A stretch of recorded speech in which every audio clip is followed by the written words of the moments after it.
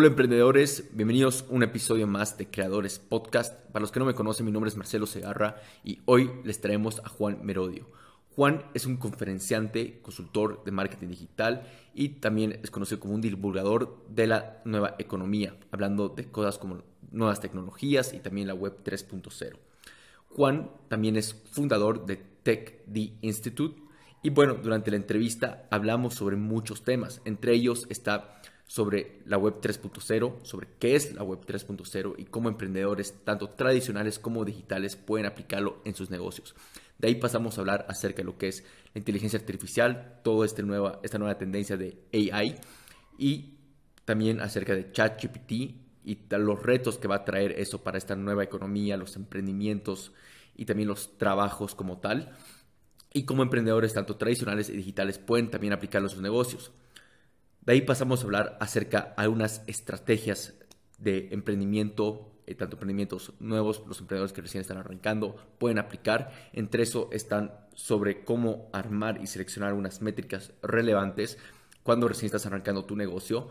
Y también están algunas estrategias como lo que es conocido el marketing low cost, que es técnicamente cómo testear y validar tu producto, tu modelo de negocio y demás.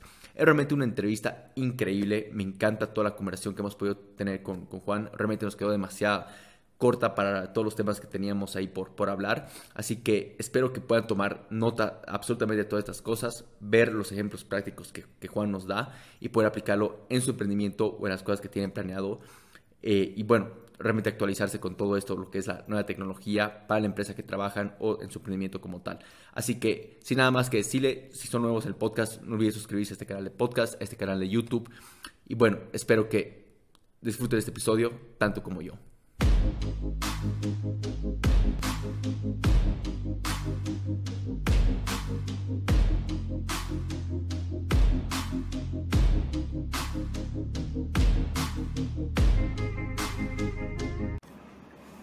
Hola Juan, ¿qué tal? ¿Cómo estás? Bienvenido a Creadores. Hola Marcelo, un placer, encantadísimo. Mira Juan, la verdad que ando súper emocionado de que estés acá, que puedas compartir conmigo, con la audiencia. La verdad, todos los temas que tocas son increíbles y hartos son de tendencia, ¿no? Que a muchos, que especialmente creo que en el contexto de Latinoamérica como tal, nos cuesta estar al tanto. Entonces, me va a encantar empezar por varios temas, pero antes quiero hacerte la pregunta que hacemos a todo emprendedor que viene acá al podcast, que es ¿cómo te picó a ti el bicho emprendedor? Bueno, realmente desde que tengo uso de razón, yo recuerdo que quería emprender porque no quería tener jefes. Esto siempre lo tenía muy claro. Lo que pasa que todavía tenía que llegar un momento donde se me ocurriese una idea o algo para poder emprender. Y eso fue pues cuando tenía aproximadamente unos 20 años, que ya se me ocurrió una idea, empecé a ver internet, a investigar internet y a ganar dinero por internet. Y a partir de ahí, pues fue cuando me lancé a emprender, aunque trabajaba de momento para otra empresa, porque al final necesitaba tener un sueldo, hasta que conseguí generarme un sueldo con este proyecto y ya me pude dedicar 100% a ello. Buenísimo. Sí, no, tiene mucho sentido. Creo que muchas personas pierden con ese deseo, ¿no? De no tener ningún tipo de jefe y demás. Mira, avancemos con todo. Quisiera ahorita entrar con el topic que quizás está súper hot, que es todo este tema de inteligencia artificial, ChatGPT. Sé que estás muy al tanto y lo compartes mucho en tus redes. Para las personas que no están muy familiarizadas con este concepto, quizás podrías darnos un pequeño overview de qué es ChatGPT, qué es lo que está pasando ahorita, esa tendencia que está hablando mucho, tanto en Estados Unidos, en Europa y demás. Bueno, la inteligencia artificial básicamente no es nada nuevo, llevamos ya algún tiempo con herramientas de este tipo, lo que pasa es que ha sido hace un par de meses cuando de alguna manera ha habido un boom y se ha creado un hype muy grande en torno a ChatGPT, que básicamente es es como un cerebro digital al cual le han alimentado con un montón de información hasta el año 2001, teóricamente, es decir, han cargado, imagínate, toda la información que hay en Internet y ese sistema contesta lo que tú quieres, hace lo que tú quieres. Dices, oye, redáctame un email y te lo escribe. Es al final como un asistente virtual, pero sin ser una persona. Entonces, claro, todo el mundo está alucinando porque realmente las posibilidades que tiene son brutales y realmente lo hace bastante bien, aunque todavía estamos en una fase muy, muy inicial de lo que realmente van a ser los sistemas de inteligencia artificial que sean capaces de aprender, de tener conexión directa con noticias o lo que está pasando con Internet. pero sin lugar a dudas, por resumir esto, va a revolucionar el cómo trabajamos, porque mucho del trabajo que hacíamos ahora vamos a pasar a encargárselo a un robot, a una inteligencia artificial. Sí, totalmente. ¿Qué impacto ves tú que va a traer esto, especialmente en el mundo tanto de marketing, creadores y demás? Suplantación de puestos de trabajo. Es decir, ya lo estamos viendo cómo prácticamente todas las empresas grandes, mundiales y tecnológicas están despidiendo entre el 5 y el 10% de su plantilla. Que claro, parece poco, pero estamos hablando de cientos de miles de personas, porque el 5% de Microsoft son 15.000 personas, tal. Claro, la pregunta es, ¿por qué está pasando esto? Por un lado, por un contexto económico mundial que es complicado, hace una recesión, etcétera. Pero claro, ¿quién va a hacer el trabajo de todas estas personas? O de repente ese trabajo no se hace. Claro, la tecnología pasa a suplantar parte de ese trabajo. El tema es que eso no va a volver, esas 15.000 personas, por poner el dato, que va a despedir una empresa, no van a volver a ser contratadas. Y esta es la realidad y es donde hay una dualidad de, oye, ¿qué va a pasar con los trabajos? Yo creo que muchos trabajos van a dejar de existir. Lo estamos viendo. Creo que no hay que ser un profeta para darse cuenta de que sistemas como ChatGPT, versión gratuita, es decir, lo que estamos viendo es lo gratis. Imagínate lo que hay de pago, va a suplantar el trabajo de muchas personas. Las empresas tienen que trabajar por ser más rentables. Y para mí hay una métrica muy importante en los negocios y que cada vez se están fijando más, que es la facturación bruta por empleado. Y lo cuento muy brevemente. Exacto. Si una empresa factura un millón de dólares con 100 empleados, no es lo mismo que si factura $1 millón con 10 empleados. Entonces, las empresas van a tener a mirar ese indicador para que sea lo más alto posible. Es decir, menos empleados, mayor facturación. Exacto. Sí, yo en inglés la conocí esa métrica como ROI per employee, que normalmente muchas empresas de tecnología la hacen, ¿no? Es más, especialmente las empresas bootstrap, que con bootstrap me refiero que no tienen ningún tipo no han levantado ningún tipo de capital. Es uno de los indicadores clave para ellos, qué tan rentables son a nivel de empleados, ¿no? Porque, y es de esa manera que igual miden si un empleado le está teniendo un retorno. Y mientras más alto es quizás el puesto del empleado como tal, tuviera que ser más alto el retorno igual, ¿no? Entonces, me parece una métrica increíble que muchos no han indagado. Más o menos, ¿cómo lo calculas esta métrica? Mira, muy buena pregunta, y creo que aquí yo te voy a dar un poco el contexto de España, ¿no? En España hay una sensación, o había, donde cuando una empresa tiene muchos empleados es mejor. Es como, joder, ¿cómo crece la empresa? Y cuando tienes pocos empleados parece que es una empresa... Y yo siempre lo he pensado de una manera distinta. Digo, oye, lo que importa al final no es ni siquiera la facturación, sino la rentabilidad. Hay una métrica que he oído, ¿vale? O que se maneja, que es como facturar 100.000 euros por empleado. Dicho de alguna manera, si una empresa factura $1 millón al año, no debería tener más de 10 empleados. Pero claro, esta métrica, cuando a veces veo empresas que conozco sus datos, me llama mucho la atención porque te encuentras empresas que facturan 2 millones de euros con 40 empleados. Lo cual, la métrica es decir, vale, ¿cómo gana dinero esa empresa?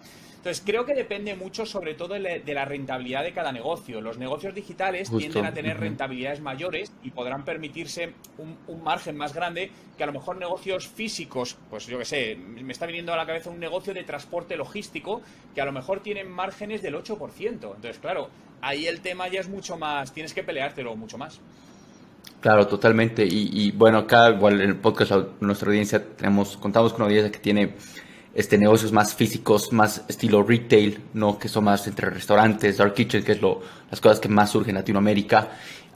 Definitivamente ese tipo de negocios tienen menos márgenes que un negocio, una startup, por ejemplo, 100% digital, que es mucho más escalable, que vende al resto de Latinoamérica.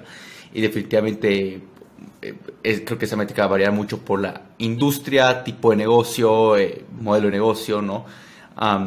Pero bueno, volviendo un poquito al tema de ChatGPT, porque creo que esto es un tema súper interesante. Justamente me metí mucho porque quiero grabar justamente estaba preparando una guía para muchas personas en Latinoamérica, ¿no? Y parte de esto, al hacer mi investigación, lo que estaba viendo era de que normalmente se creía que la inteligencia artificial iba a reemplazar de una manera quizás tareas más, o sea, puestos más fáciles, en un sentido como, te podría decir un pequeño, no sé, asistente, desde el lado de empleados, desde el lado, o sea, empleados dentro de la casa, ¿no? O sea, pequeñas tareas de ese tipo, pero lo que han visto, lo que estamos viendo con ChatGPT, es de que va a reemplazar primero a los creadores de contenido, algo que creían que iba a ser la última parte de la pirámide, porque se necesita creatividad, se necesitaba, creían que eso era algo que un robot, o sea, una inteligencia artificial no lo iba a poder hacer, ¿no? Y lo interesante de estos estudios es de que primero está empezado por los creadores, porque tienen tanta información que puede crear algo mejor que tú, que tu creatividad, no necesita pensar, es más, tiene información de qué es lo que genera dopamina en el cerebro de la audiencia, de qué tipo de audiencia, o sea, qué les hace hacer clic, qué les hace no hacer clic, ¿no? Entonces, eso es lo súper interesante, que empezaba por ese lado de creadores, de ahí iba por otros tipos de puestos como abogados, marqueteros, cosas más estratégicas, porque igual tienen suficiente data para hacer un mejor trabajo. ¿Qué opinas tú sobre eso? O sea, ¿tú crees que el crecimiento o el reemplazo que va a dar la tecnología como con inteligencia artificial como ChatGPT va a ser siguiendo esa pirámide? ¿Tú qué opinas sobre eso? Bueno, creo que va a afectar a todas las profesiones, pero sí, como bien dices, habrá distintos niveles. Una profesión de electricista afectará, pero no será de las primeras. Pero sí es cierto que te acordarás cuando antes se hablaba que la inteligencia artificial lo que no podía suplantar era la creatividad. Se decía esto, y ya no es cierto. Claro. Estamos viendo cómo se está generando arte generativo con todo esto. Todo lo que son generadores de contenido creo que serán, todo lo que es esa parte creativa va a ser una de las primeras suplantadas, que a día de hoy todavía no, lo que tenemos que hacer es convivir con estas inteligencias, pero en unos años probablemente sí pueda ser suplantada en gran parte. Pero todo esto también va a llegar a niveles de dirección o de gerencia de empresas, porque a día de hoy una empresa, pongamos el board de un negocio, que hace? Oye, analiza los datos del último año, del anterior, y toma decisiones para el siguiente. Pero hay un montón de información que se nos escapa, que nosotros no manejamos. Una inteligencia artificial podría llegar, le podría encargar todos los datos de la empresa de los últimos 25 años, cruzados con datos de noticias económicas, de bolsa, y a través de ello ese sistema que saque información de posibles estrategias futuras con mucho más grado de acertar que las personas. Entonces creo que va a haber una pirámide, como bien dices, de suplantación. Creadores de contenido, lo estamos viendo, ya te está generando incluso... ayer escribí un post hablando de cómo generar una estrategia de publicidad en Facebook con ChatGPT, y te escribía hasta los copies, y de joder, te hace copies muy buenos. Y el otro día me llamaba una amiga que es muy mala escribiendo, no se dedica a esto, pero dice: Juan, yo tengo poca creatividad, me cuesta mucho escribir emails para clientes. Desde que lo ha descubierto, dice: Juan, es que me ha salvado la vida. Es decir, porque no sabía hacerlo y ahora mismo le pregunto y me da todas las ideas, ¿no? Entonces, esto es lo que tenemos. Y justo eso era lo que te quería preguntar. Las personas, por ejemplo, de hecho hay una disrupción muy grande, ¿no? Yo conozco muchos amigos que siguen en la universidad y justamente están estudiando en estos puestos como diseñador gráfico, diseñador creativo, todo relacionado a ser un creador. Bueno, en el lado de marketing, y obviamente estas son las personas que van a ser primero afectadas en esta primera ola, ¿no? ¿Qué consejo darías tú para este tipo de profesionales que están a punto de salir de la universidad o se están actualmente desarrollando? Y también las personas que recién quizás hayan salido de la universidad, que quizás ya no tengan ese mismo valor en el mercado por ese tipo de tecnologías. ¿Qué consejo le darías tú a ellos? Que aprendan cómo su industria o su profesión se va a adaptar con las nuevas tecnologías, inteligencia artificial y blockchain. Que no olvidemos esta parte, que también va a ser muy importante. Porque no vamos a poder luchar contra todo ello, sino que al final lo que tenemos que hacer es adaptarnos. Y hay un tema, sobre todo en la parte de contenidos, que creo que es lo que nos tenemos que plantear, porque vivimos en un mundo en donde hay exceso de contenidos. Ahora mismo, con la inteligencia artificial, ese exceso de contenidos se va a multiplicar por 10. Va a ser una locura, porque vamos a generar más contenido en el mismo tiempo. La pregunta ¿es mejor generar 50 contenidos excelentes o 200 contenidos mediocres? Y desde el lado del marketing nos estamos dando cuenta que muchas veces la cantidad, en ciertos aspectos, es más importante que la calidad. Entonces, aunque me diga un diseñador gráfico, no, es que esto tiene un matiz, ya, pero los usuarios estamos con tanto contenido en Internet que ese matiz no lo percibimos muchas veces, y lo que buscamos es cantidad de contenido y rapidez. Entonces, al final todo es un juego de atención, que es un poco lo que estamos ahora en Internet. Claro, no, y tienes toda la razón, ¿no?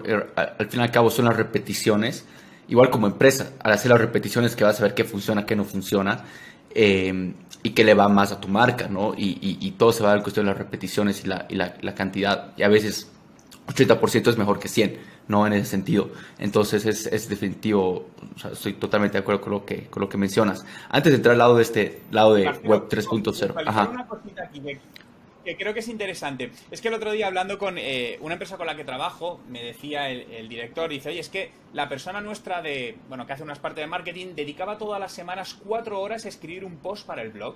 ¿Por qué? Porque ellos son muy Mm, detallistas. Dice, no, Juan, es que lo escribe, me lo pasa, se lo cambio. Buah. Dice, 4 horas. Dice, ¿tú crees que esto tiene sentido? Y le digo, no. No tiene sentido, porque al final digo, ¿cuánta gente lee tu...? Es una empresa que está empezando, ¿eh? Dice, 10 personas. ¿Tú crees que merece la pena 4 horas de dedicación para que 10 personas medio lean tu post? A día de hoy no. Y creo que ese es un poco el concepto al cual tenemos que migrar. claro, no, definitivamente. Y justo me voy a eso, ¿no? O sea, y creo que acá va a ser una oportunidad grande para emprendimientos, ¿no? En el sentido que les va a ofrecer más rentabilidad. Y donde va a tener que quizás entrar ese tipo de profesionales, desde copywriters, desde personas que se dedican netamente a email marketing, creadores y demás, es poder utilizar esta herramienta para hacer mucho más el trabajo y hasta supervisar quizás el trabajo, ¿no? Porque si bien es inteligencia artificial, a veces ahorita no está 100% perfecta. Va a tardar quizás un par de meses, años, no sé, a tener esa perfección.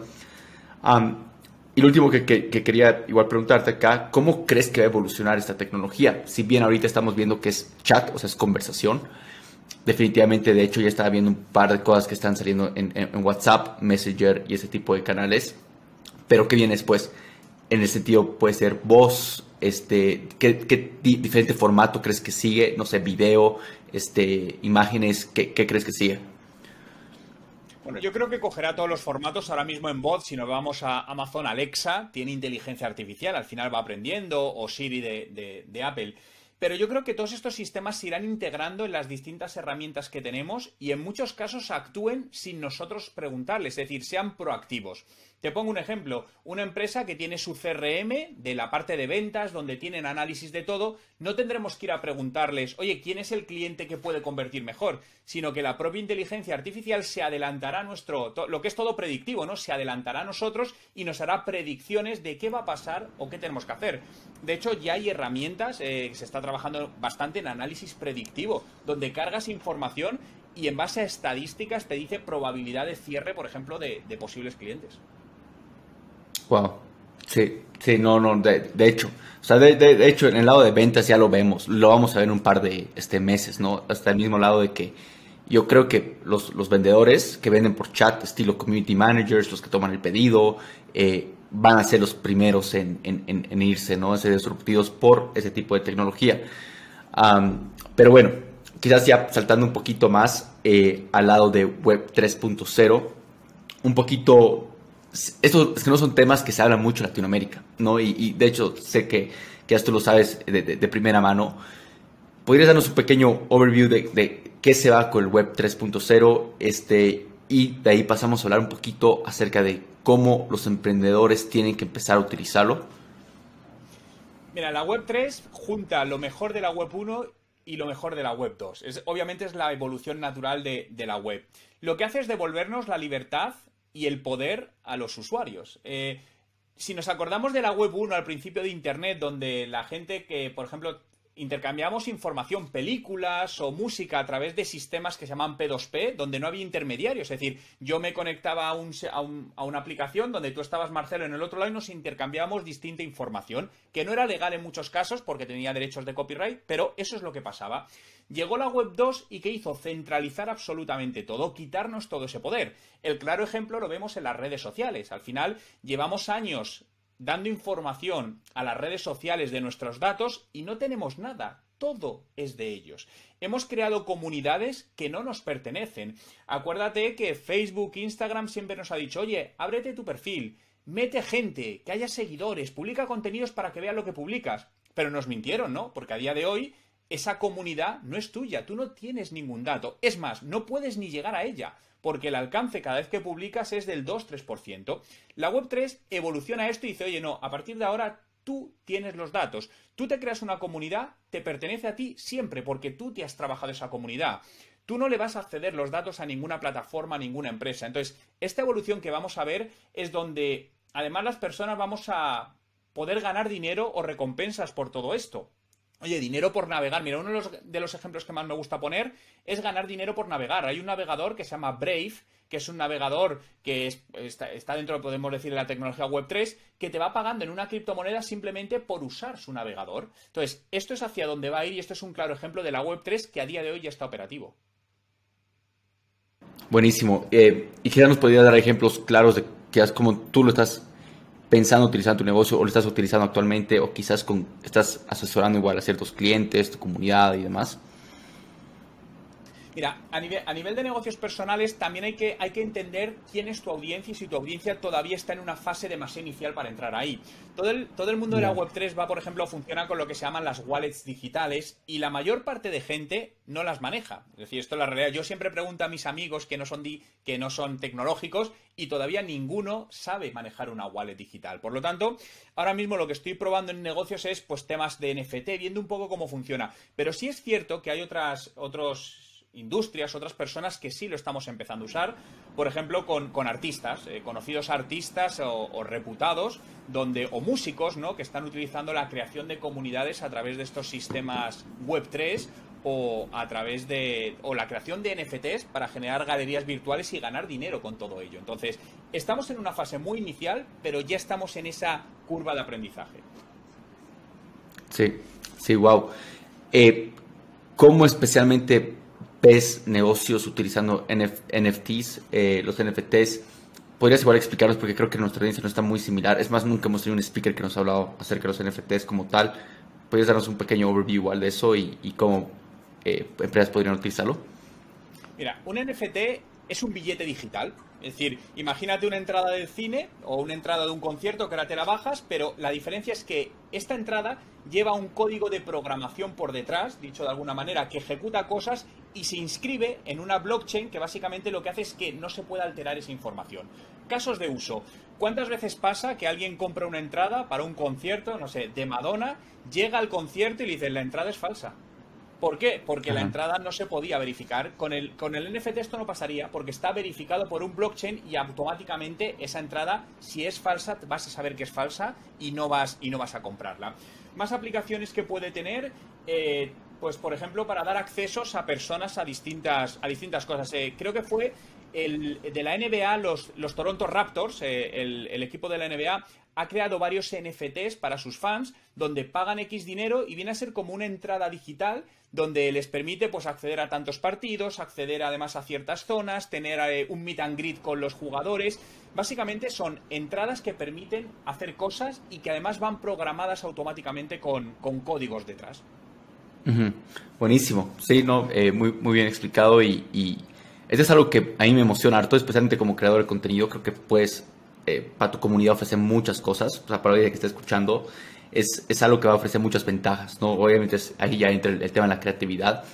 ¿Qué plus o qué cosas vas a ofrecer quizá a tu comunidad? Pero quisiera dar el ejemplo con negocios más estilo retail, más tradicionales, un poco más digitales, pero quizás híbridos como tenemos mucho en Latinoamérica.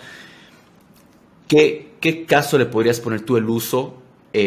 Un pequeño ejemplo que nos puedas dar de que ellos puedan agarrar y hacer para poder tener un negocio más rentable, quizás empezar a fijarse en maneras creativas de aplicarlo. Bueno, a día de hoy creo que todavía la aplicabilidad es tan grande que más que un ejemplo concreto, creo que lo importante es que todos los empresarios, emprendedores empiezan a investigar y aprender qué es esto y de ahí surgirán ideas. Pero mira, una aplicación de los NFTs y blockchain que va a ser muy útil para todo el mundo. ¿Cuántas veces te ha pasado que has firmado un contrato con un proveedor o con un posible cliente, te dice que te va a pagar en 30 días y te paga en 120 o no te paga? Dices, no, hay un contrato que hemos firmado, aunque sea digital, con unas cláusulas, pero ¿qué sucede si no se cumple alguna de las cláusulas por una de las partes? Que la única opción es irte a los juzgados, con lo cual tiene un coste, una pérdida de tiempo, etcétera. Imagínate que estos contratos se organizan a través de NFTs, donde automáticamente se cumplen las cláusulas. ¿Qué quiero decir con esto?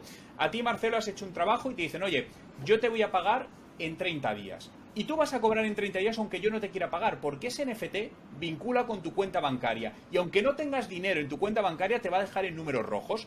Por lo tanto, va a ser muy útil porque muchos contratos que a día de hoy tenemos que estar preocupados de que si se cumplen o no se cumplen, automáticamente van a suceder. Nadie puede pararlo. Y eso creo que va a ser mucho más democrático para todos los empresarios y profesionales. Sí, no, definitivamente. Y creo que eso me había ahorrado muchos dolores de cabeza cuando tenía mi agencia. Para los emprendedores de agencia de servicios, creo que acá les acabas de hacer el 2023 el mejor año con este tipo de contratos. Así que, buenísimo. Avanzando un poquito más, y quizás luego podemos volver a todo este tema que es súper extenso, ¿no? Lo de AI, Web 3.0 y demás. Pero quiero un poquito dar ejemplos prácticos, tips, cosas que pueden aplicar nuestros emprendedores que escuchan esto. Primero, lo primero, ¿no? Cuando estás arrancando un negocio, un emprendimiento, sea digital o no, ¿qué crees que es lo primero que debería acá evaluar? Sé que hablas muchísimo acerca de negocios online y demás, y quizás hasta qué negocios son los más rentables. Quizás podrías darnos un pequeño overview sobre eso. Bueno, lo primero si vas a lanzar un negocio es validar que tu negocio realmente es un negocio. No simplemente es una buena idea, porque muchas veces creemos que el negocio puede vender bien y luego lo pones en el mercado y no funciona del todo bien. Entonces, lo que hay que validar es si realmente la gente está dispuesta a comprar tu producto o tu servicio. Y para ello creo que es muy importante, cuando hablo, pensar en el marketing como algo estratégico en el negocio. Es decir, no como algo que es estar en redes sociales, no, sino como algo estratégico. Tener muy claro cómo vas a llegar a ese público objetivo y qué costes tiene todo eso, sobre todo para no llevarnos a engaño, porque muchas veces sigue estando la sensación de que llegar por internet a los clientes es fácil y barato, y eso era hace 8 años. A día de hoy, lo sabes muy bien, cada vez es más complicado porque han subido mucho los costes publicitarios, porque cada vez hay más competencia. Entonces, muchas veces me encuentro con personas que emprenden un negocio y me dicen: oye, Juan, es que tengo un presupuesto de marketing digital de $100 al mes. Con $100 al mes es muy complicado generar tracción suficiente, aunque tengas un muy buen producto o servicio. Por lo que yo diría ahí es hacer un muy buen plan de negocio con plan de marketing para saber dónde tienes que poner esa inversión para conseguir ese primer objetivo e ir pasito a pasito. Uh-huh. Y bueno, acá te quiero hacer un par de preguntas porque en nuestro producto que tenemos con Quiero, tenemos muchos emprendimientos que recién están arrancando, bueno, recién van en esas primeras etapas como emprendedores, ¿no? En esta etapa de validación, que en este caso es quizás de validación de producto, quizás modelo de negocio como tal, ¿tú aconsejarías invertir en marketing? ¿Cómo tomar el marketing? O sea, ¿cómo concentrarse? Especialmente, o sea, muy probable que no tengan presupuesto. O sea, la realidad que nosotros nos encontramos que no tienen presupuesto, no hay marketing, principalmente en esa etapa. Entonces, ¿qué es lo que aconsejarías que haga un tipo de negocio como este? Que recién está arrancando, no tiene quizás este presupuesto de marketing. ¿Cómo puede validar un poquito los productos o servicios que tiene, el modelo de negocio que tiene? Bueno, creo que al principio, cuando arrancamos, creo que todos no tenemos presupuesto, es lo normal, pero siempre debe haber un presupuesto. Yo lo llamo presupuesto mínimo viable, es decir, algo que te dé la opción de poder entrar a competir en el mercado, porque si no, es muy difícil generar tracción a tu negocio. Es decir, si es un negocio físico, no necesitas a lo mejor marketing digital al principio, porque oye, si te pones en una buena calle que pasa gente, ese es el marketing.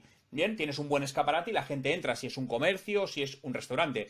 Pero si es un negocio 100% digital, a día de hoy tienes que empezar esa validación, sí o sí lo vas a tener que invertir en publicidad digital, porque si no, no hay manera de llevar gente. Si dices, me abro una red social, sí, pero abrirte una red social no te va a llevar tráfico, porque es nueva marca, no va a tener alcance. Entonces, creo que al principio hay que controlar mucho los costes, ¿no? Los gastos que estás haciendo, y siempre les digo a los emprendedores, en la mayoría de los casos, lo primero donde tienes que invertir de marketing es en publicidad digital. Olvídate de SEO, olvídate de generar contenidos, olvídate de email marketing. ¿Por qué? Porque eso no te valida el negocio, eso no es una primera fase. Son estrategias que tardan más tiempo en tener resultados. Lo único que te puede asegurar poner tu producto o servicio delante de tu posible cliente es la publicidad digital. Uh-huh. Sí, y buenísimo. ¿Qué plataformas aconsejarías tú en este caso? Obviamente, porque acá cuando hablamos de publicidad digital, obviamente vamos a publicidad pagada, ¿no? En plataformas ya sea Facebook Ads, Instagram Ads, Google, YouTube, ahora TikTok está saliendo en algunos países, no toda Latinoamérica como tal. ¿Dónde dirías tú que deben concentrarse? Porque igual, algo que he notado, me ha pasado en el momento cuando estaba emprendiendo, te hablo hace quizás unos 6 años, que cuando yo sí tenía algo de presupuesto para ads, me costaba ver un poco ese retorno inmediato, ¿no? Y estoy seguro que los emprendedores que están escuchando esto quizás no sean ni siquiera muy buenos viendo si hay conversiones o no, porque eso ya es un nivel un poco más, te podría decir, hasta avanzado. ¿Y qué podrían hacer ellos, no? O sea, si ya saben que tienen que ahorrarse publicidad digital, ¿cómo escogen qué canal? ¿Cómo evalúan? ¿Qué consejos darías tú sobre eso? ¿Y cómo podrían ver si está generando resultados o no? Vale. Lo primero, el canal dependerá del público objetivo para no equivocarte. Es decir, si vas a un público que tiene 16 años, probablemente Facebook no sea el canal y sea más Instagram o TikTok. Si a lo mejor vas a un público de 45 o 50 años, Facebook puede tener también una fuerte llegada, ¿no? Pero en general yo creo que los medios más generales van a ser Facebook, Instagram y Google Ads. Es un poco lo más general que te va a ayudar a llegar a ellos. Y al final, para medirlo, lo más importante, es decir, las propias plataformas tienen códigos que te permiten medir todo automáticamente. Claro, al principio decimos, oye, pero esto yo no sé de ello. Es muy sencillo, si a día de hoy hay un montón de cursos o te vas a YouTube y buscas, oye, ¿cómo medir mis conversiones en la publicidad en Facebook? Y sigues los pasos, hay miles de vídeos que te van a decir cómo hacerlo. Pero algo importante, al principio no tienes que buscar ganar dinero. Tienes que saber cuánto te cuesta captar un cliente. El enfoque es muy distinto, porque si intentamos ganar dinero al principio, nos vamos a equivocar, no vas a ganar. Lo que tienes que ver en esa fase de validación es cuánto me cuesta captar a mí un cliente versus lo que me deja el cliente. Es decir, ¿me cuesta $50 y le vendo el producto por 100? Oye, tengo margen, tiene sentido. Pero es que puede darse también la situación de que tu producto vale 50 y te cuesta captar el cliente 200. Entonces tienes que ver qué está pasando. Si a lo mejor es que tienes que subir el precio del producto, tienes que cambiar de canal. Yo diría, Marcelo, que yo basaría todo en datos, es decir, que se obsesionen con medir absolutamente todo y ahí es donde van a encontrar las pistas para saber por dónde tienen que seguir. Que no se desanimen porque al principio no funciona, no nos funciona a nadie, esto es normal, al principio no te funciona, pero tienes que ir reconduciendo. Buenísimo. No, y buen consejo, pero ¿qué pasa con los emprendimientos que no son digitales, que no finalizan la compra digitalmente? ¿Qué consejo le darías a ellos? Porque ahí es mucho más difícil igual medir. Es más difícil medir, mira, a mí ahí lo que me gusta hacerlo, por ejemplo, es con códigos. Al final es muy difícil medirlo porque no tienes trazabilidad, salvo que la persona que acuda tenga que presentar algún tipo de código que viene solo de ese canal digital. Es decir, imagínate un restaurante donde el usuario, si dice el código, no sé, Marcelo 2023, va a tener un 15% de descuento. Ya me voy a preocupar yo como cliente de darte ese código para que me hagas el descuento y es una manera sencilla de tener esa trazabilidad para ver todo eso. Aún así, no descartemos herramientas digitales para llevar gente. Hablabas antes de restaurantes. TikTok es una gran herramienta para llevar tráfico a los restaurantes, porque muchas personas, entre las cuales me incluyo, vamos y descubrimos restaurantes gracias a TikTok. Entonces, que no pierdan de vista estos canales, sobre todo, por ejemplo, para el tema de restauración. Buenísimo. Entonces, poniendo esto como pasos simples, paso 1, invertir en publicidad digital, plataformas como Facebook, Instagram. ¿Todavía sigues viendo rentable Google Ads? Lo sigues viendo porque es algo que o sea, muchos hablan que ya es muy caro, ¿no? Entonces, ¿qué dices tú al respecto?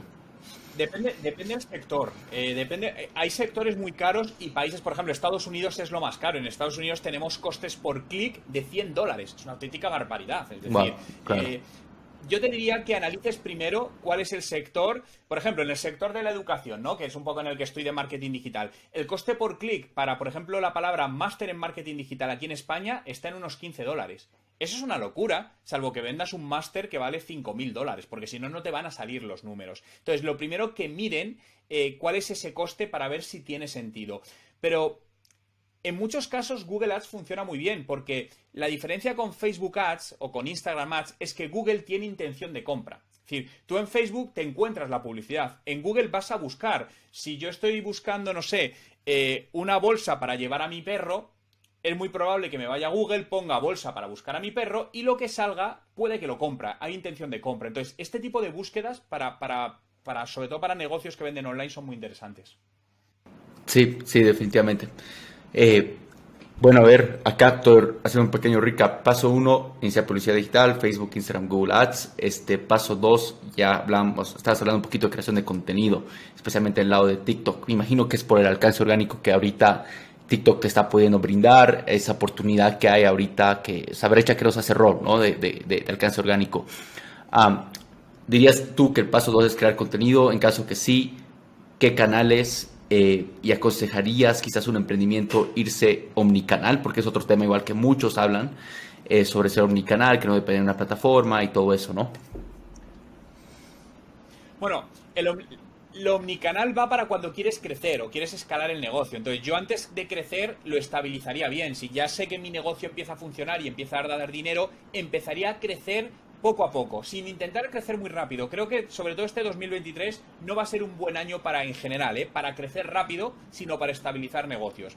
Pero fíjate, aquí hay un canal que no te he mencionado todavía y que para mí es muy interesante porque es fácil, económico y suele dar resultados bastante rápido, que es el podcast. Al final, los podcasts a día de hoy son muy infrautilizados todavía por las empresas y crear un podcast es relativamente fácil, no necesitas gran inversión. Y cuando lo publicas es también bastante fácil que la gente te empiece a encontrar y escuchar tu podcast. Entonces, es otro de los canales de contenido que recomiendo a todo el mundo. Hay muchas veces que el vídeo a la gente le da vergüenza exponerse, pero un podcast al final es hablar, no tienes por qué exponerte a cámara. Por lo tanto, mucha gente se puede sentir ya más cómoda con este formato. Sí, no, definitivamente. Y acá, sin ir lejos, ¿no? Creadores, es algo que agarras muchas habilidades, hay muchos pros, dependiendo de cómo diriges igual el podcast, pero también te ayuda a formar una estrategia de contenido, ¿no? Por otro lado. Entonces, y te ayuda a distribuir el contenido de una mejor manera. O sea, hay muchos beneficios que definitivamente está súper infravalorado, ¿no? Y justo estaba leyendo un reporte hace un par de días y bueno, definitivamente se ve en el reporte que muchos podcasts arrancaron el 2020 y ahora el 2022 lo dejaron, ¿no? Por no ver un resultado, por no ver algo tangible, por no ver un ROI, un retorno, ¿no? Entonces, definitivamente hubo una tendencia súper baja. Entonces, ¿tú qué consejo darías para ese tipo de emprendedores, ¿no? Porque igual no, es difícil ponerse a pensar, ¿no? O sea, por lo menos de mi lado, mi negocio es 100% digital, es una startup, y es por eso que el podcast le va bien, o sea, le va al negocio, es una forma de distribuir lo que hacemos, ¿no? Igual. Entonces, ¿qué consejo darías tú para las personas que quieren ver de arrancar un podcast, que quizás tengan un tipo de emprendimiento que no saben cómo alinearlo, cómo pueden empezar a ver si se alinea o no se alinea? ¿Qué consejo darías en ese lado? Y evaluar el tema del retorno, cómo ver el tema del podcast, porque igual es difícil crecer y ver resultados, ¿no? A ver, el camino se hace andando y hay que ser paciente. El problema es que muchas veces queremos encontrar resultados demasiado rápidos, ¿no? Incluso un año... mira, para temas de contenidos, yo siempre digo que no vas a encontrar, en términos generales, la rentabilidad en menos de 24 meses. Muy difícil a día de hoy. Muy, muy difícil. Uh-huh. Claro, si llevo un año haciendo podcast y digo, es que no he vendido nada, es que no me funciona, lo dejo, es porque has abandonado demasiado pronto. Es decir, realmente tenemos que pensar estos canales como canales estructurales del negocio. Es decir, no busques el retorno en 2 años únicamente. Incluso muchas veces estos canales no te dan clientes directos, pero sí animan a los clientes a comprarte, ¿no? Y te pongo un ejemplo con una empresa que le tuvimos que demostrar cómo su blog, cómo los contenidos sumaban a las compras. Y detectamos que el 70% de los nuevos clientes habían pasado al menos una vez por el blog de la empresa. Por lo tanto, si no tienes los datos dirías, oye, es que el blog no vale para nada. Pero con los datos nos dimos cuenta que la gente, el blog le ayudaba a ganar confianza en la empresa y tomar la decisión de compra. Por lo que muchas veces no tenemos únicamente que buscar el retorno en la compra, sino dentro del ciclo de vida del cliente, a veces está en puntos intermedios y ese contenido lo que hace es empujar al cliente hacia el proceso de compra final. Sí, me encanta lo que dices. Esto, en inglés es bien conocido como el Customer Journey, pero en sí es como el proceso de compra, ¿no? Definitivamente es algo importante poder hacer como una ingeniería reversa, sí, creo que sería ingeniería reversa, para ver qué pasos ha tomado ese cliente para poder conocerte. Si bien quizás este mismo podcast que tú y yo estamos haciendo no ha sido un factor directo de la compra, ha ayudado a aumentar confianza, ha ayudado a generar visibilidad, ha ayudado, o sea, y hay que poder identificar esos puntos del proceso de compra, ¿no? Entonces muchos no sabemos ese mismo proceso y creo que eso igual es un gran problema. es difícil escalar un negocio si no sabes el proceso, si no sabes dónde se traba, si no sabes dónde está dónde está esa fricción, ¿no? Entonces, definitivamente son cosas que muchos emprendedores no lo tienen resuelto y quizás 2023, como mencionabas, puede ser una gran oportunidad para enfocarse en esto en vez de en estos canales, ¿no? Ahora, pero yendo fíjate, un poquito... Marcelo, que es lo que hablamos, son los datos.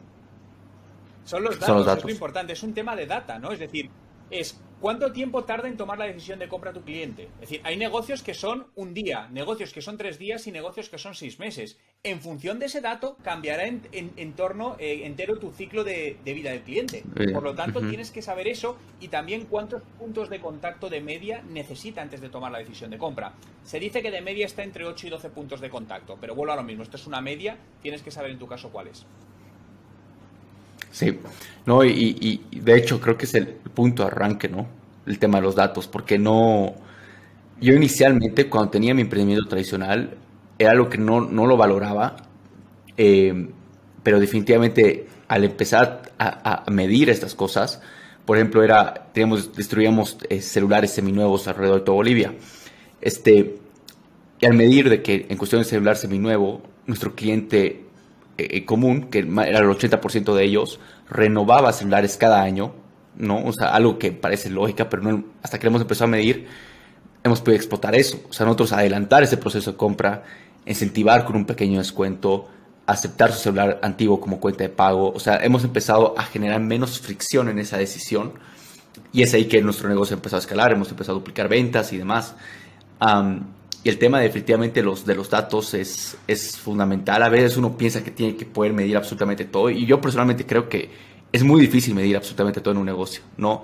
Especialmente si eres un emprendedor que estás solo, si solamente estás tu socio. Entonces, ¿qué métricas dirías tú que son relevantes para este tipo de emprendedores que van quizás un año, si está empezando a arrancar? ¿Qué es lo que tienen que medir para saber que uno, están rentables, ¿no? Y dos, para ver dónde están esas oportunidades de crecimiento y lugares que se tienen que concentrar? Mira, si al final son 5 o 7 métricas, es lo que no puedes medir todo, como bien has dicho. Mira, yo me centraría en cuánto te cuesta captar un cliente, el conocido como CAC, coste de adquisición de cliente. ¿Cuánto te deja un cliente de media en cada compra? Un ticket medio. Si tu producto puede ser de compra recurrente, pues a lo mejor vendes celulares, vendes móviles, te pueden comprar uno cada 6 meses, ¿cuál es lo que se llama el lifetime value? El importe total que te deja un cliente a lo largo de su vida. Porque ahí vas a tener la relación entre tu coste de adquisición y lo que te va a dejar el cliente al final de su vida, por lo tanto vas a saber si eres rentable o no. ¿Cuánto tiempo tarda en tomar la decisión de compra el cliente? Ese es otro de los puntos que tendría. Y para mí un dato muy importante, voy a decir, el quinto es el NPS, que es básicamente el Net Promoter Score, que viene a decir cuántos de tus clientes recomendarían tu producto o servicio a sus amigos o familiares. Por lo tanto, eso es un indicativo también de experiencia de cliente. Sí, y este NPS me encanta. ¿Cómo dirías a la audiencia que lo pueden medir en NPS? Porque definitivamente es igual algo súper importante, ¿no? Al final se mide a través de encuestas y, mira, lo más sencillo, hay plataformas como por ejemplo Timeform que ya tienen formularios creados con las preguntas para el NPS para no volverte loco y básicamente le envías ese formulario a tus clientes. Yo les recomendaría que les regalasen algo para que hiciesen el formulario, porque si no, mucha gente al final lo borra el email, pero si le incitas con algo, le das un descuento o alguna cosa, más gente lo va a contestar y a partir de ahí vas a ver qué porcentaje de gente que ha contestado recomendaría tu producto. Y ese dato es muy importante porque te está diciendo, lo importante para mí no es vender el producto, es la compra recurrente. Es decir, vender una vez para mí no es un éxito. Si yo tengo un restaurante, por coger un producto físico, y viene una familia una vez, para mí eso no es un éxito. El éxito es cuando venga al menos una segunda vez. Porque si esa familia ha venido a mi restaurante una vez y no vuelve, hay algo mal, ahí hay un fracaso. ¿Por qué no han vuelto a mi restaurante? Eso es lo importante, buscar esa recurrencia y si no se da, ¿por qué no se da? Sí, totalmente. Y acá para darles o sea, lo que has dicho era mi caso, ¿no? En el sentido de que yo no explotaba esa parte de que retornen hasta que hemos empezado a ver un poco de métricas, pero al final y al cabo es como tener un balde que tiene una gotera. De nada te sirve seguir llenando agua si sigue goteando, ¿no? Entonces, poder estabilizar el negocio y ponerlo listo para crecer, se va en esto, entender este tipo de proceso de venta, dónde está goteando y qué puedo hacer para generar la mejor experiencia. Que eso, creo que al final a cabo, todas esas herramientas que hemos hablado, inteligencia artificial y demás, se va para poder generar hasta igual una mejor experiencia, ¿no? O sea, la única manera que vamos a poder quizás diferenciarnos es con experiencia. Y creo que esa es la nueva etapa que va a empezar a ver igual en los emprendimientos, ¿no? Ahora, quiero tocar un punto que sé que has hablado recientemente, creo que era en tu canal de YouTube, acerca de lo que es el marketing low cost, ¿no? Que técnicamente es, o sea, marketing de un costo bajo. Que la realidad es lo que hablábamos.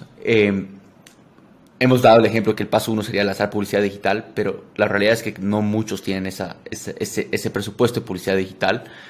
Es más, yo cuando tenía mi agencia, te estoy hablando quizás hace unos 3 años, todos los emprendimientos que nos cruzábamos tenían miedo hasta de poner su tarjeta en Facebook porque no sabían ni siquiera controlar el costo, ¿no? Y para ellos, o sea, a ese nivel llegaba de que no sabían cómo manejar estas herramientas. Y la realidad es de que no tienen ese presupuesto. Y hablando un poquito de la retracción económica que quizás estamos entrando de manera global, muchas personas empiezan a cortar el presupuesto de marketing, es lo primero, o sea, los emprendimientos, entonces es la realidad, y dos, igual a contratar, o sea, no empiezan a contratar y es más, despiden. Entonces, ¿qué estrategias, pasos pueden tomar este tipo de emprendedores que no tienen realmente un presupuesto de marketing, hablando que ni siquiera tienen $1, que solamente están ellos y su creatividad? Pues básicamente creo que la clave radica en ser creativos, en cómo generar esa atención del usuario. Al final utilizar las herramientas que tenemos, pues por ejemplo, cada vez están más de moda, ¿no? Ya es una tendencia clara, los vídeos verticales, en distintos canales, se me da igual. Por lo tanto, ¿cómo puedes hacer vídeos que de alguna manera llamen la atención de tu audiencia? Jugando, por ejemplo, con el humor. El humor es de las cosas que mejor funciona a la hora de captar la atención de los usuarios. Buscar asociaciones. Yo creo que cuando no tienes recursos económicos, una de las mejores maneras de crecer es aliarte con otras personas o otras empresas que van al mismo público objetivo que tú. No tienen por qué ser competencia. Te puedes dar cuenta que a lo mejor hay empresas que no venden tu mismo producto, pero van a la misma audiencia. Buscar alguna manera de juntándolos, pues que ambos ganéis. Y creo que esa es la parte que te puede ayudar para empezar con todo eso. Pero la base del marketing low cost yo creo que radica un poco en esa creatividad, en buscar un poco la parte más el lado más oscuro, desde el lado positivo, desde la creatividad, para ver cómo puedes utilizar lo que tenemos ahora mismo delante para conseguir llegar a tu cliente y no tener ningún tipo de vergüenza, ¿no? Sobre todo eso, porque a veces dejamos de hacer cosas porque nos da vergüenza. Quítate de vergüenzas y vas a ver cómo al final se te ocurren cosas para llegar a tu cliente. Buenísimo. ¿Tú crees que aplicando una estrategia tipo marketing low cost, las tácticas que nos acabas de mencionar, un emprendedor puede escalar un negocio? Y en caso que sí, ¿hasta cuánto crees que puede escalar sin un presupuesto de marketing como tal? Bueno, yo creo, fíjate, ha habido empresas muy conocidas que empezaron muy bootstrapping, que es lo que se llama al final con tus propios recursos, y una de las más conocidas ha sido MailChimp, que nunca tuvo financiación externa, empezaron de una manera muy ellos mismos, ¿no? Creo que dependerá del tipo de negocio. Hay negocios que sí pueden necesitar más inversión que otros, pero por poner otro ejemplo, me acuerdo aquí en España hubo un taxista que se hizo muy famoso gracias a las redes sociales, porque él cuando cogía a la gente de un taxi le decía, oye, era hace unos años donde no tenían wifi los taxis, le daba wifi y llevaba incluso una impresora por si alguien necesitaba imprimir algo. Esto que hizo que a la gente le llamaba la atención, lo que haces es diferenciarte, y esta es la clave. ¿Qué puedes hacer en tu negocio para diferenciarte del resto? ¿Cuál es tu valor añadido? Y esto está dentro del marketing low cost, tienes que pensarlo tú. Es decir, ¿por qué te van a comprar a ti y no a tu competencia? Esa es la pregunta que tienes. Si haces lo mismo, das lo mismo, más o menos que tu competencia, ¿para qué montas el negocio? Es que esto es muy importante, parece algo obvio, pero no lo es. Realmente pensemos, cuando elegimos un producto u otro, qué es lo que nos hace tomar esa decisión. Y eso es lo que tienes que hacer en tu proyecto. Oye, nosotros somos totalmente diferentes por esto y por esto. Y es lo que transmitimos a nuestro cliente y cuando lo vea, tomará la decisión por nosotros. Sí, y esto técnicamente vuelve a lo que estábamos hablando hace unos minutos, ¿no? La experiencia. Creo que la experiencia es algo gratis de hacer, viene desde el lado de la creatividad y no te mete tanto en una guerra de precios, ¿no? En el sentido de que eh, pues, nunca vas a poder ser más barato del mercado, porque siempre va a haber alguien más barato. Pero lo que hace la experiencia es que te permite quizás poder cobrar hasta más, ¿no? Y hacerte un negocio un poquito más rentable porque las personas prefieren la experiencia. ¿Tú qué opinas de eso? Es que la experiencia lo es todo, cada vez compramos más por temas emocionales y eso es decir, ya no compras el mejor o peor producto, sino lo que a ti te parece el mejor o peor producto. Básicamente lo que vendemos son expectativas.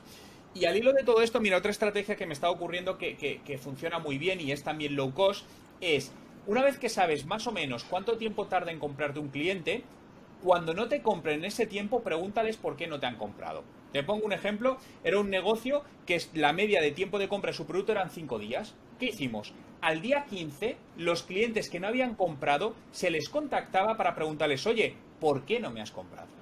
Y te sorprenderías la información que nos daba, lo valioso que era. Algunos te decían, pues porque el precio era muy alto, pero al final encontrabas patrones y decías, ah, no me compran por esto. ¿Y con eso qué haces? Mejorar la fase anterior y subimos las ventas. Por lo tanto, esto es lo que tú dices, es dedicarle tiempo y poner cariño a tu producto y hablar mucho con tus primeros clientes, mucho, porque hay mucha información. Buenísimo. Y este tipo de comunicación, volviendo a tu ejemplo, lo hacían más por email, lo hacían más por WhatsApp, persona, ¿cómo lo hacían? Bueno, por todos los canales, lo hemos hecho por email automatizado, pero también se ha hecho por teléfono. Personas de las cuales teníamos su número de teléfono o número de WhatsApp, se les contactaba. Obviamente el 100% no te respondía, pero, joder, cada vez había más gente que te iba respondiendo. Y es que cualquier respuesta era valiosísima. Porque si no, muchas veces al final volvemos a lo mismo. Pensamos que la razón por la que no nos compran es esta y estamos totalmente equivocados porque en muchos casos ni nosotros somos potenciales clientes de nuestro propio producto. Y esto nos puede pasar a todos, que vendemos cosas que nosotros no compraríamos. Por lo tanto, no podemos tomar decisiones en base a nuestro aspecto más subjetivo, sino que tenemos que preguntar a nuestro potencial cliente de verdad, nos haya comprado o no, por qué sí nos ha comprado y por qué no nos ha comprado. Ujú. Sí, y muy bueno lo que dices porque la realidad es de que mis negocios al principio cuando yo no era mi propio cliente no podía crecerlos, ¿no? Volviendo al mismo tema desde sin ir lejos el retail, el negocio retail que tenía de distribución de celulares seminuevos, hasta que yo he sido mi propio cliente, hasta que yo he empezado a comprar celulares seminuevos, he empezado a sentir la- los miedos de que tenía, que quería una garantía de que el celular iba a dar, por ejemplo. Eso no lo dábamos, luego lo hemos empezado a dar. He empezado a sentir las cosas que sentía el cliente, porque antes yo me compraba un teléfono nuevo, ¿no? Entonces, si tú no eres el propio cliente de tu negocio, eh, estás empezando mal, ¿no? Y creo que es uno de los mejores hacks hasta para poder crecer, para poder tener a tu cliente, es el mejor hack de marketing, eh, ser tu propio cliente. Y eso es algo que muchos no nos ponemos a pensar. Desde el lado de restaurantes, prefieren a comer otro restaurante, no de su propio, no saben cómo atiende su mesero, ¿no? Entonces son esas pequeñas cosas que creo que van a marcar una gran diferencia y para que emprendedores lo consideren en el momento de emprender. Entonces, buenísimo. Juan, mira, lamentablemente ya estamos llegando acá a la final de la entrevista. Primero quería preguntarte qué es lo que sigue después para ti como empresa.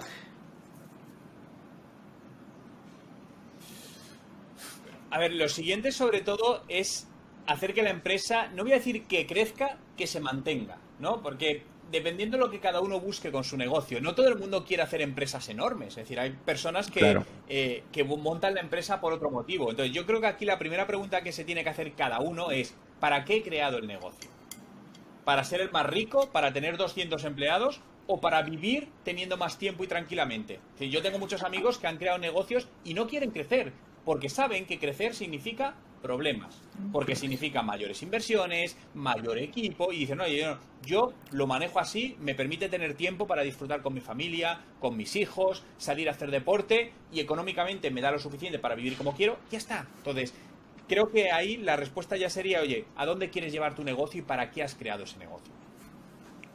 Buenísimo. Sí, y me parece increíble lo que dices, porque al final y al cabo, creo que el vacío más grande que un emprendedor siente es cuando ya ha crecido y luego ya se pregunta para qué, o sea, qué es lo que ha hecho, se siente un poco en dolor y siente un vacío grande. Me ha pasado, por eso es que he vendido muchos emprendimientos, porque no he hecho esa pregunta, ¿no? Y la manera que iba creciendo sentía más dolor, y creo que es la manera incorrecta de crecer como emprendedor, ¿no? Porque al fin y al cabo, si no estás creciendo, estás muriendo, pero entonces tienes que ver qué sigue, ¿no? Tienes que ver a qué vas, porque ese deseo de crecimiento creo que tiene que aplicarlo, canalizarlo en otros lugares, si no es en tu emprendimiento.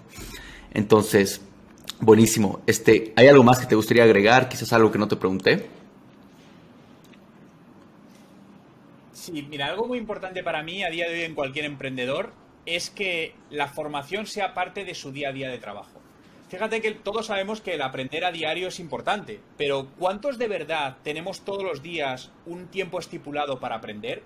Esto es algo que yo hago desde hace muchísimos años. Todos los días dentro de mi jornada laboral dedico entre 1 y 2 horas a aprender cosas nuevas. Y aprender cosas nuevas significa escuchando podcasts como el tuyo, leyendo ebooks, viendo vídeos en YouTube, yendo o haciendo cursos online, da lo mismo. Entonces, mi recomendación es que todo el mundo se marque al día un momento, aunque sean 15 minutos, para aprender cosas nuevas. Porque un emprendedor que no aprende a diario es un emprendedor que está abocado al fracaso, sin lugar a dudas. Sí, totalmente. Y una estadística súper buena que leí, sin lejos en cuestión de audiolibros, por ejemplo, leer 15 minutos de audiolibros al día, al final del año vas a leer 12 libros. O sea, vas a consumir 12 libros. Entonces, eso es en cuestión de promedio, ¿no? Entonces, ¿te imaginas, o sea, realmente si personas podrían involucrar esto como un hábito sí o sí diario? Eso es algo que yo he aplicado, veo, o sea, de manera diaria obviamente no es la diferencia, pero de manera después de haberlo hecho 5, 10 años, ves una gran diferencia en tu conocimiento, en lo que sabes y cómo crees igual los negocios, ¿no? Entonces definitivamente es algo que está muy infravaluado para las personas. Así que Juan, mira, entremos a la parte final, son preguntas cortas, las respuestas como tú quieras y ahí acabamos. ¿Te parece? A ver, la primera, ¿cómo cuidas tú tu salud mental? Expulsando el estrés de mi vida por todos lados. Cualquier cosa que me genere estrés va fuera. Buenísimo, sí, buenísimo. Segundo, ¿qué hábito skill estás trabajando ahora? ¿Y cómo y por qué? Bueno, realmente uno de los hábitos que estoy retomando es tocar un instrumento musical. Yo toco la guitarra desde hace tiempo, pero la música al final, aprender a tocar instrumentos musicales, creo que te ayuda muchísimo a tener mayor salud mental y también a establecer nuevas conexiones que son buenas para el negocio. Sí, sí, totalmente. Eso lo he escuchado igual antes, nunca lo he practicado, pero buenísimo. Llévanos con la tercera, ¿cuál fue tu mejor inversión? Y esto me voy en cuestión de tiempo, energía. La formación, sin lugar a dudas. Pero cuando hablo de formación hablo de leerme libros. Normalmente me leo de media un libro al mes, de cursos online que he hecho. Es decir, yo creo que he podido o me dedico a lo que quiero gracias a la formación que he hecho desde que soy pequeño y que sigo haciendo. Es decir, lo primero más importante es invertir en ti mismo, seguro. Sí, sí, no, sin duda. Buenísimo. Nos vamos con la siguiente. ¿Qué libro recomiendas que cambió tu vida si tuvieras que escoger uno? Mira, hay uno que me gusta mucho que es Hazlo, de Seth Godin. Es la traducción al español, creo que es de Purple Cow, la vaca roja, la vaca púrpura. Es un libro muy bueno, ya su título lo dice todo. Sea lo que sea, hazlo. Buenísimo. Perfecto, lo vamos a poner en las notas para que la audiencia lo vaya a leer. De ahí, ¿qué emprendedor o experto en algún tema puede ser, ya sea de todo lo que hemos hablado, Web 3.0, AI, marketing, negocios digitales, de LATAM, admiras? De LATAM. Pues mira... O puede ser España, si quieres. Vélez, sí. No, pero mira, Vélez. La familia Vélez creó el banco N28, creo que es colombiano. Bueno, Nubank. Es quien creó este banco tan grande que ahora sí, es la persona, sí, N28 es el otro, joder, me equivocaba con uno alemán. Es la persona más rica de Colombia y es un emprendedor, entonces le admiro, creo que es una persona a la que se puede aprender muchísimo y al igual que su familia, porque otros miembros de la familia también son grandes emprendedores en Latinoamérica. Buenísimo, sí, no, sin duda, increíbles. emprendedores y lo que han hecho es increíble igual. Bueno, de ahí nos vamos con la última pregunta. Es si tuvieras que poner un mensaje, una valla publicitaria para que millones de personas lo vean, ¿qué diría? Escucha a todo el mundo y no hagas caso a nadie.